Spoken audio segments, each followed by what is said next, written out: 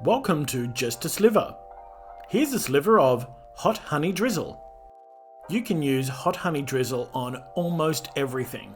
Pizzas, charcuterie boards, cocktails, upgrading a hot toddy, but it goes best with chicken strips. Let's get right into it. So, on a medium to high heat, pour in your honey. There are so many varieties of honey out there. You want something with a relatively mild taste so that the heat isn't competing with the florals.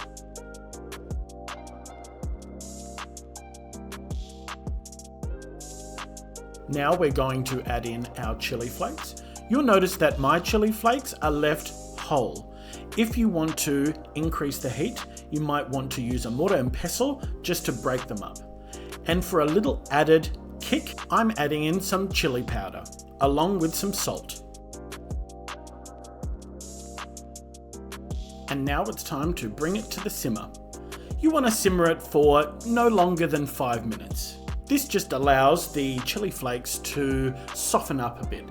This will allow the chili flakes and the chili powder to permeate through the honey. You can also try this recipe with fresh jalapenos or chilies. Now it's time to add in the lime juice. Because I'm using lime juice, this hot honey drizzle will have to be refrigerated and can be refrigerated for up to 2 weeks.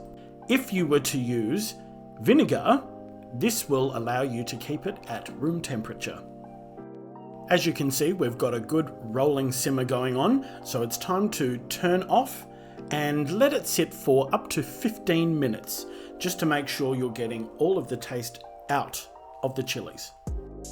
Just another few food items that you could use this hot honey drizzle for: ice cream, chicken and waffles, making dips and sauces. You can pour over some roasted Brussels sprouts and other vegetables, bacon, breakfast sandwiches, chicken wings. How about putting it in a stir fry? Are you kidding me? The options are endless.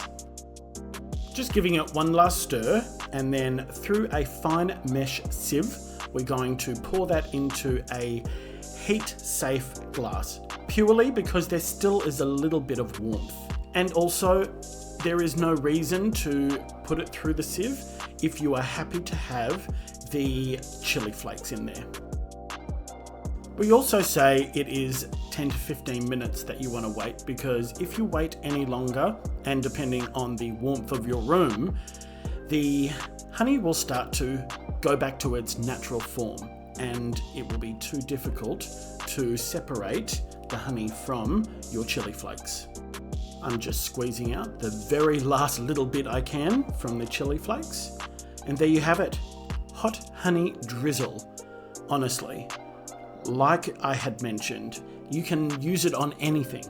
However, I've just cooked up a batch of hot chili tenders, so I'm going to drizzle it over that and dip it into some of my homemade ranch. Thanks for joining me for Just a Sliver hot honey drizzle. See you soon.